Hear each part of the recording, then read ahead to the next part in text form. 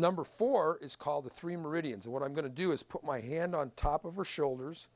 I'm going to slide over until I bump into the spine of the scapula, which would be coming right off here. You can feel it. Scapula is right here. Spine of the scapula is right there. If I come into the rib space, the ribs you can see are running this way. The thumb trails bumps into it. Right above where you bump into it is the first rib space. There's going to be 7 points. They're going to be right in the sulcus. The space between bones is called sulcus, S-U-L-C-U-S. Great Scrabble word for those Scrabble players out there. Right in this area. So I'm going to lay my thumbs in there.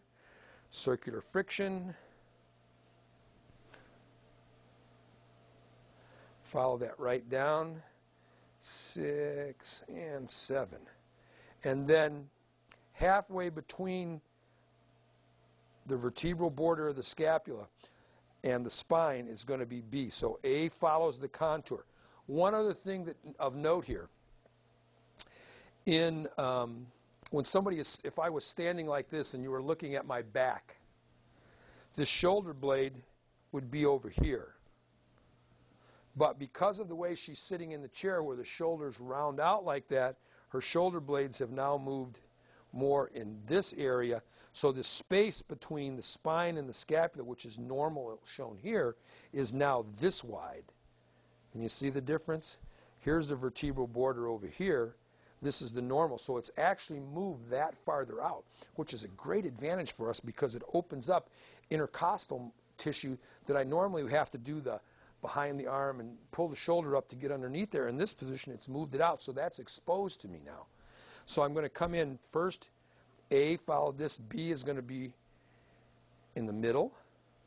And you can see when I go down the amount of pressure that I'm using or leaving little red pad prints. Pressure still okay, Ange? To the bottom, just about to the bottom. And then the last one is, again, is going to be just outside of the lamina groove. So again, if I lay my finger on there, this is the spinous process. You can see it right here. Lay my finger in the lamina groove. Where I'm going to be working from is outside of that. Let your thumbs trail. We're going to start right at the same level as we did the other one. 2 and 3 and 4. You can see I'm going right in the lamina groove. 5 and 6 and 7.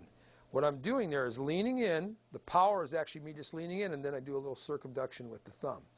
If that starts to hurt your thumb when you're doing it, or perhaps your thumbs are like mine, they're already worn out, what you're going to do is, it's called brace thumb.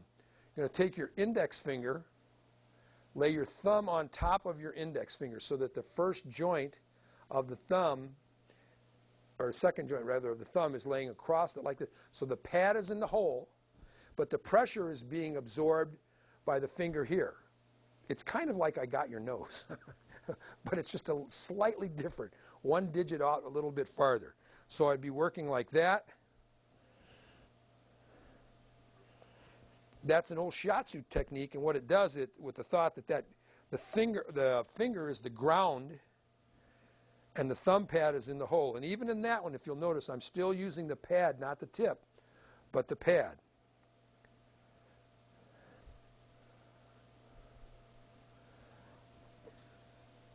Okay.